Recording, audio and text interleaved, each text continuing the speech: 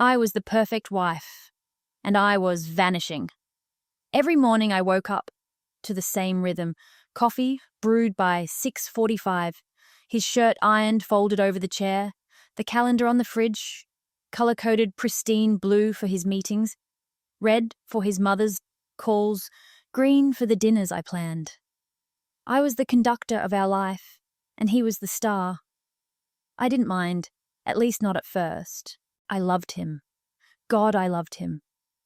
The way his laugh filled a room, the way his eyes crinkled when he told a story. We met in college, back when I was messy and loud, a girl who spilled wine on her dress and laughed it off. He said he loved that about me, my chaos, my spark. But somewhere along the way, that girl got buried. I became the one who made everything work. The one who remembered his colleagues' names, who sent thank you notes after parties, who kept the fridge stocked with his favorite beer. I was good at it. Too good. The calendar was my masterpiece. It wasn't just dates and times. It was our life held together by my handwriting. Blue ink for his client lunches, red for his mother's weekly check-ins where she'd remind me to keep him fed, as if I hadn't been doing that for a decade.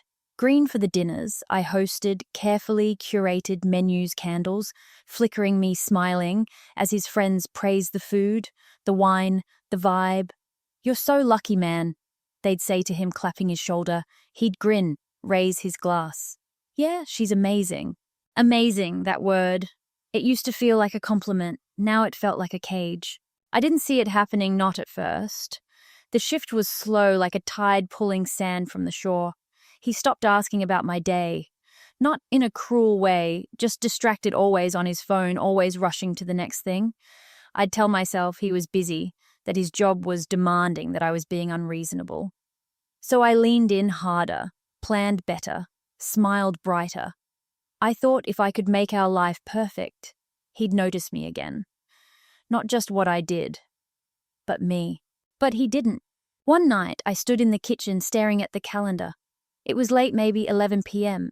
He was still at some work event, blue ink drinks, with partners 7 p.m. I'd spent the evening cleaning up after a dinner for his boss, scrubbing plates, while their laughter echoed in my head. I was tired, bone-deep tired, but not from the dishes. From the weight of it all. From being the one who held everything together while he floated through our life, untethered, free. I traced my finger over the calendar, 10 years of marriage, and every square was filled with him. His schedule, his needs, his world. Where was I? There was no color for me, no purple for the books I wanted to read, no yellow for the dreams I'd tucked away. I was the invisible ink, the one you only see under a certain light, and he wasn't looking. I don't know when I started crying. It wasn't loud or dramatic, just a quiet leak, tears slipping down my cheeks as I stood there in the dark. The house was silent except for the hum of the fridge. I felt like I was disappearing, like I'd been pouring myself into this life, this marriage, and there was nothing left of me. I wasn't his wife. I was his planner, his caretaker, his social filter. I was the calendar, not the woman who made it. I wiped my face, took a breath. I told myself I was being ridiculous. He loved me. He said it all the time. "I love you, babe." Tossed over his shoulder as he left for work. "Love you," mumbled.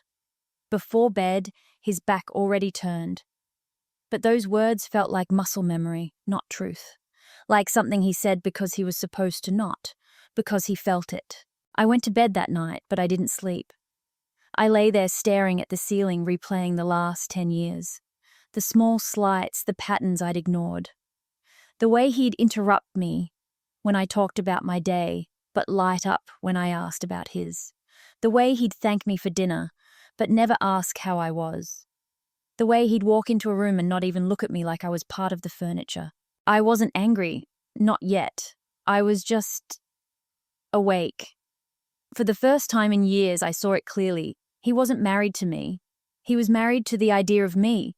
The perfect wife, the one who made his life easy, who kept the chaos at bay. And I'd let him. I'd built the cage myself, filled it with color-coded squares, and locked the door.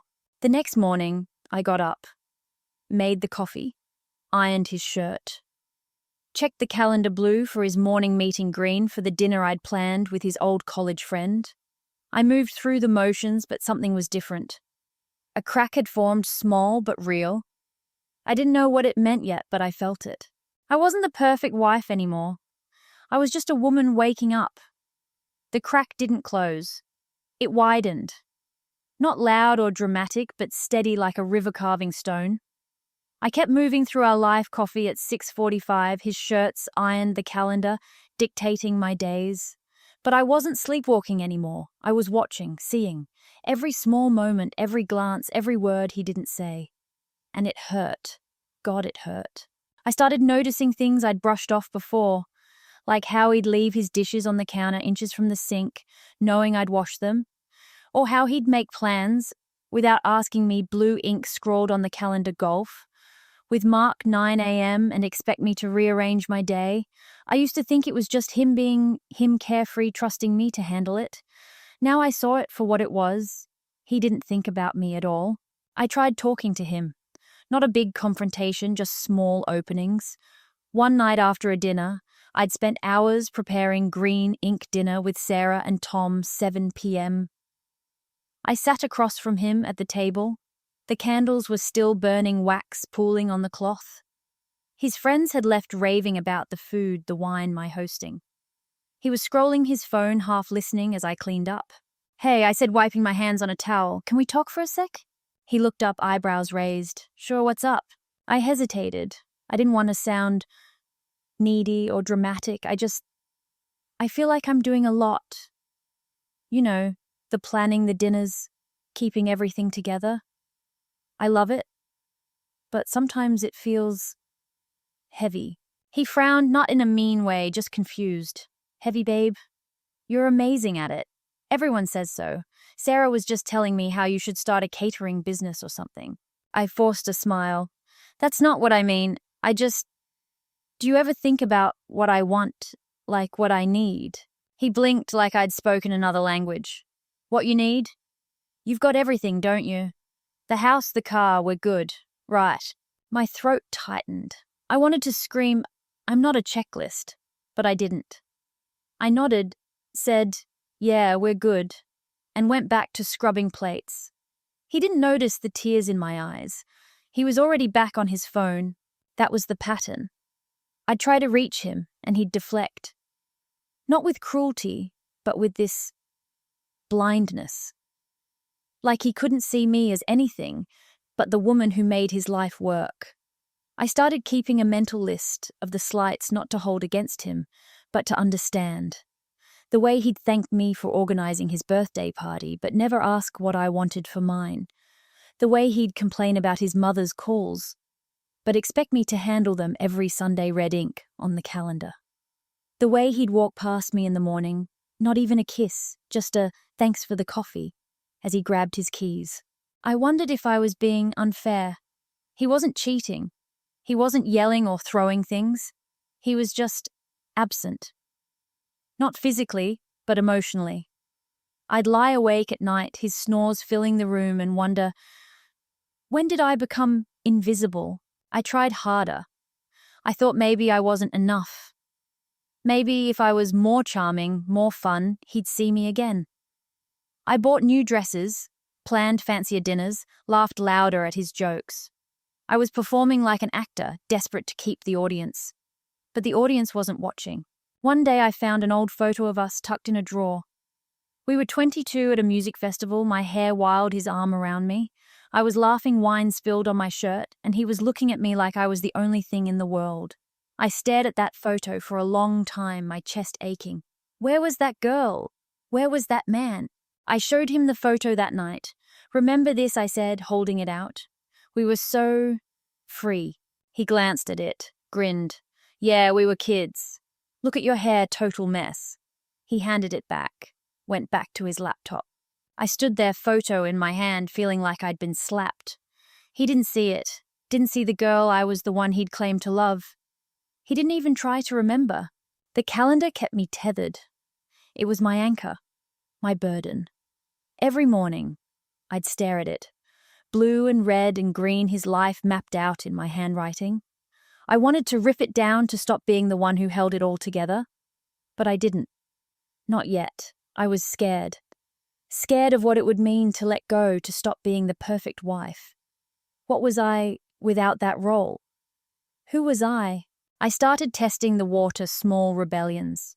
I skipped one of his mother's calls, let it go to voicemail. The world didn't end.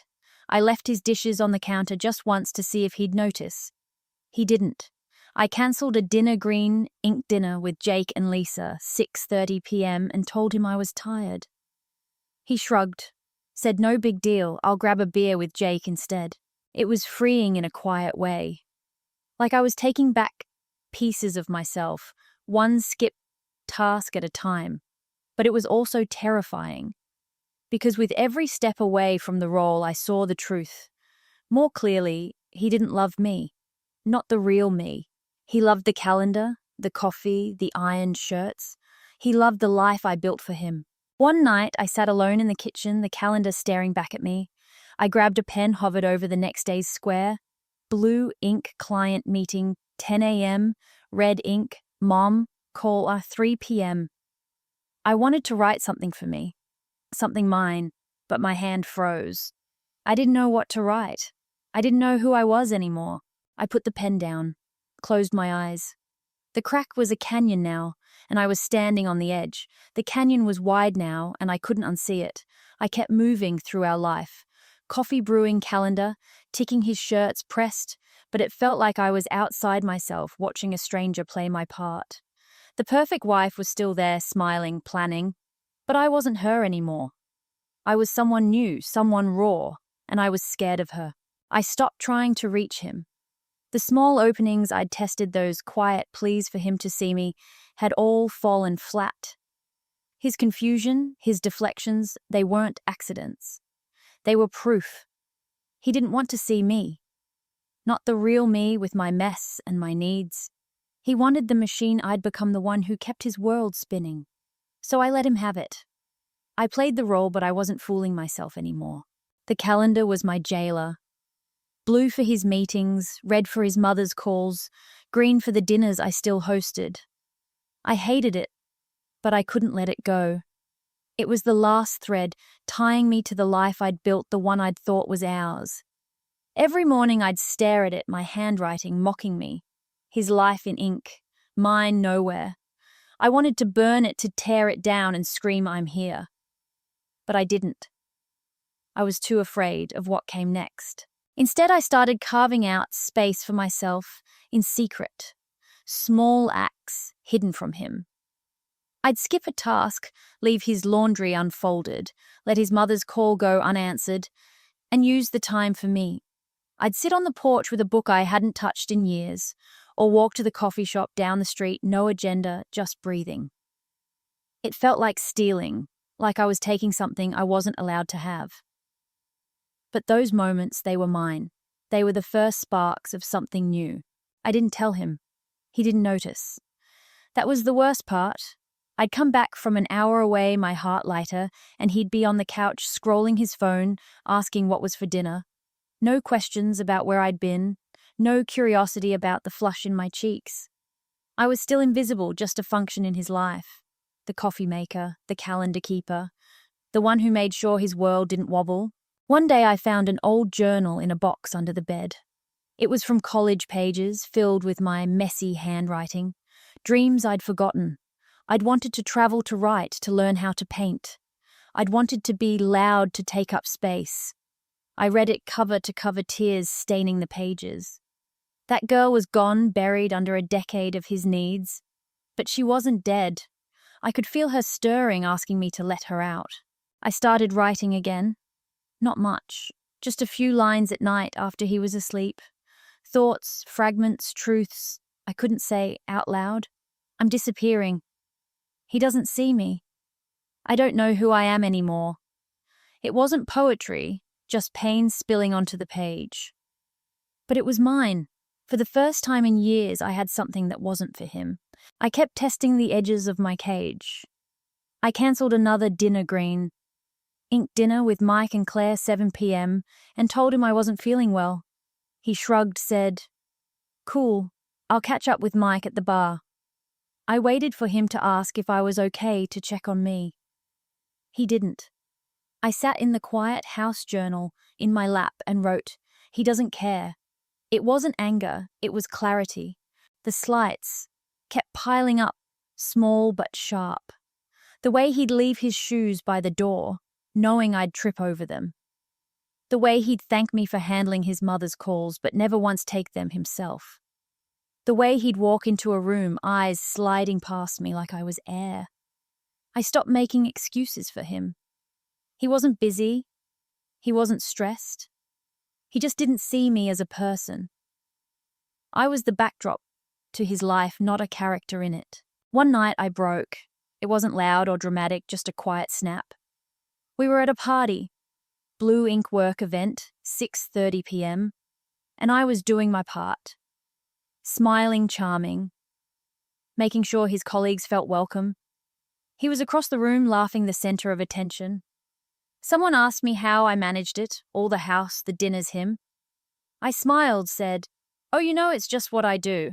But inside I was screaming, I'm not a machine. When we got home, I didn't clean up. I didn't check the calendar for tomorrow's tasks. I sat on the couch, staring at the wall, my heart pounding. He came in, tossed his jacket on the chair, and said, "Great night, huh?" "You killed it, babe." I looked at him, really looked at him. His easy smile, his careless confidence. He didn't know. He didn't know I was breaking, didn't know I was slipping away. Because to him I was fine. I was always fine. I was the one who made everything fine. "Do you love me?" I asked. My voice was steady, but my hands were shaking. He laughed, surprised. "What, of course I do. What's this about?" I waited, hoping he'd say something real. Something that wasn't just words. But he didn't. He just stood there waiting for me to move on, to go back, to being the perfect wife. I nodded, stood up, went to bed. He didn't follow. That night I wrote in my journal, "He doesn't love me. He loves what I do for him." The words stared back at me, undeniable. I closed the journal, hid it under the bed.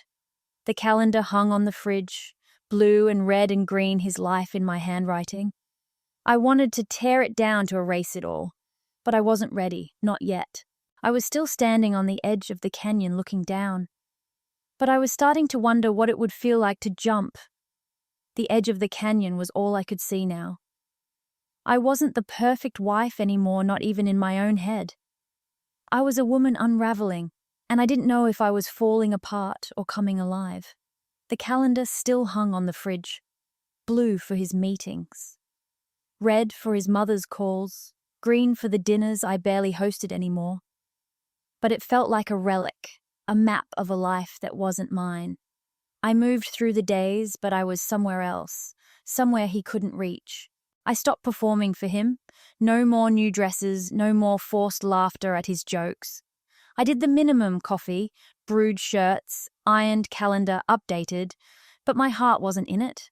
I was saving my energy for myself, for the journal I wrote in at night, for the walks I took alone, for the quiet moments where I could hear my own thoughts. They were louder now, sharper. "You deserve more. You're not his servant. You're not his idea." He didn't notice the change. That was the knife in my chest. I'd spent years building his world, and now I was stepping back, and he didn't even blink. He'd come home, grab a beer, thank me for dinner without looking at me. He'd scroll a new event on the calendar, blue ink, team drinks, 6 p.m., and assume I'd make it work. I didn't correct him. I didn't fight. I just watched, collecting the truth like stones in my pocket. The truth was heavy. It wasn't that he'd fallen out of love with me. He'd never loved me at all. Not the real me, the one with dreams and flaws and a laugh that used to fill a room. He loved the role I played, the woman who made his life easy, who smoothed his edges, who kept the chaos away. I wasn't a person to him. I was a function, a cog in his machine. It hit me one night, clear as glass. We were at home, him on the couch, me in the kitchen, staring at the calendar. I'd stopped adding my own tasks, my own colors. It was all his, now a shrine to his life. I walked over to him, my heart pounding, and said, "Do you know what I wanted to be when we met?" He looked up from his phone confused. What? When we met, I said, my voice steady. Do you know what I wanted to do with my life? He frowned like it was a trick question. I don't know, write or something. You were always scribbling in that notebook. I waited, hoping he'd say more, hoping he'd remembered the girl who wanted to travel to paint to live out loud. But he just shrugged.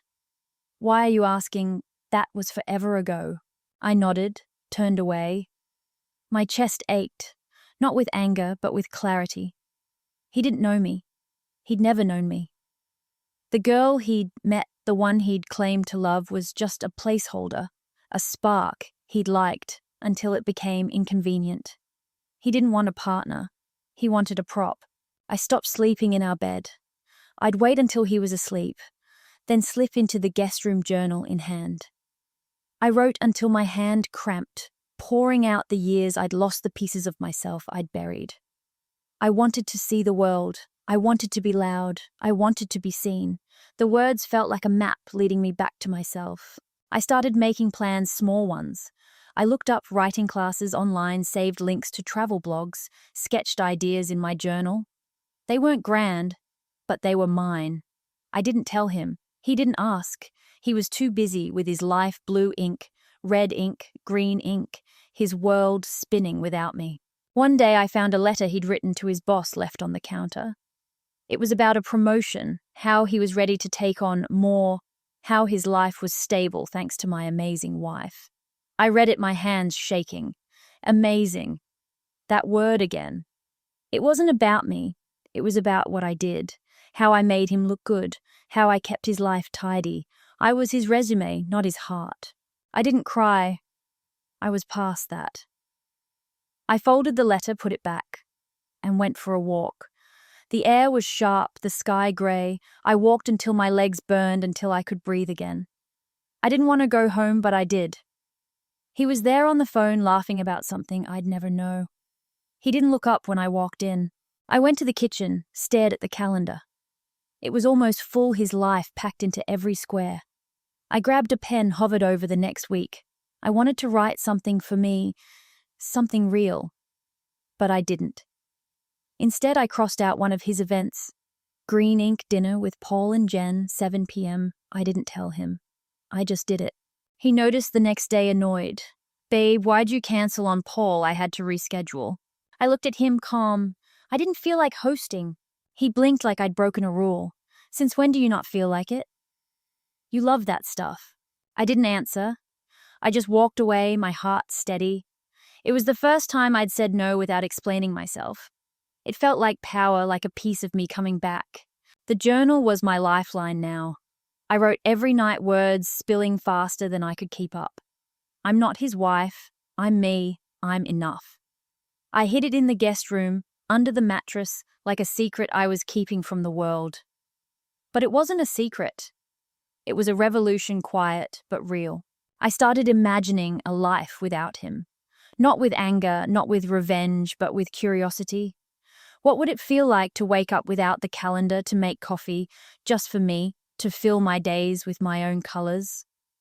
The thought was terrifying, but it was also alive, buzzing in my veins. I wasn't ready to leave. Not yet. But I was ready to stop pretending. I looked at him one night, as he sat on the couch, oblivious, and thought, you don't get to define me anymore. The canyon was deep, and I was ready to jump. I jumped, not with a scream or a storm, but with a quiet step. The canyon wasn't a void anymore. It was a path, and I was walking it. The calendar still hung on the fridge, but it didn't own me. I wasn't his keeper, his prop, his perfect wife. I was me, and I was enough. The decision came slowly then, all at once. I'd been pulling away for months, carving out my own space journal entries, solo walks, dreams I hadn't dared to dream in years. But the truth had settled in my bones. He didn't love me. He never had. Not the real me.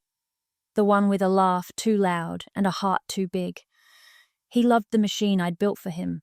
The one that brewed his coffee, ironed his shirts, filled his calendar with color. And I was done being that machine. I didn't confront him. There was no big fight, no tears or accusations. I didn't want to punish him. I just wanted to be free. So I planned my exit, not with malice, but with care, the same care I'd once poured into his life. I found a small apartment, a studio with a window that caught the morning light. I signed the lease with my own name, not his. I packed a bag, not everything, just what felt like me. My journal, a few books, the photo of us at that music festival. Back when I thought he saw me, I left the rest behind. The night I told him, I waited until after dinner. He was on the couch, scrolling his phone, oblivious as always. The calendar was still on the fridge, blue and red and green, his life in my handwriting. I'd stopped adding to it weeks ago, but he hadn't noticed. That was the final stone in my pocket, the last proof I needed. "I'm leaving," I said, my voice steady. He looked up, confused. "What leaving where?" "I'm moving out," I said. "This isn't working. I can't do this anymore." He blinked like I'd spoken in code. "What are you talking about? Everything's fine." "You're fine." I almost laughed. Fine. That word, like amazing, was a cage. "I'm not fine," I said. "I haven't been fine for a long time, and you don't see it. You don't see me."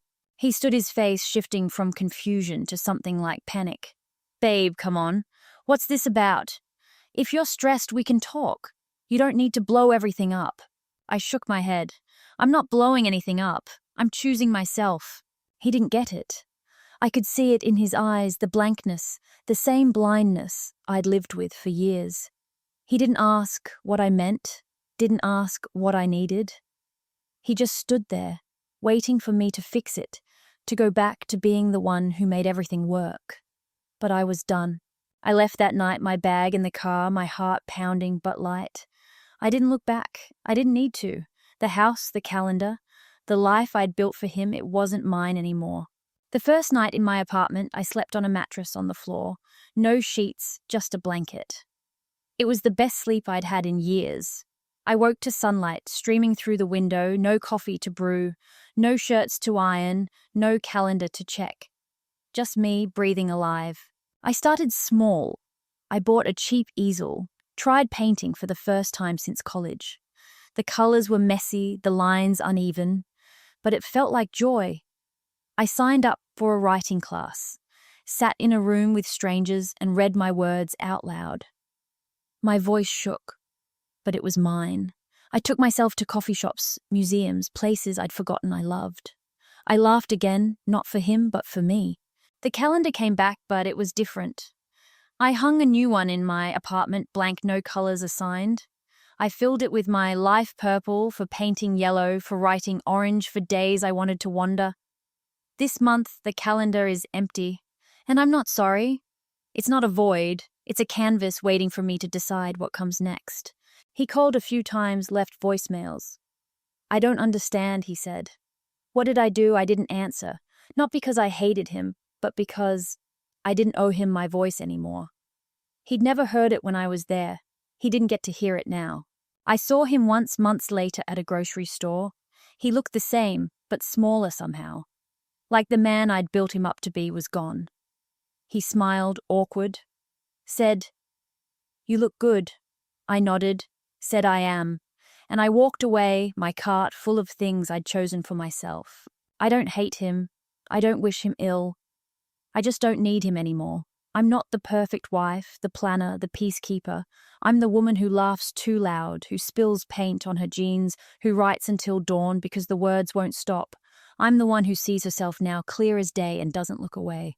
The canyon wasn't the end. It was the beginning. I jumped and I landed, not in his world but in mine. And it's enough. I'm enough.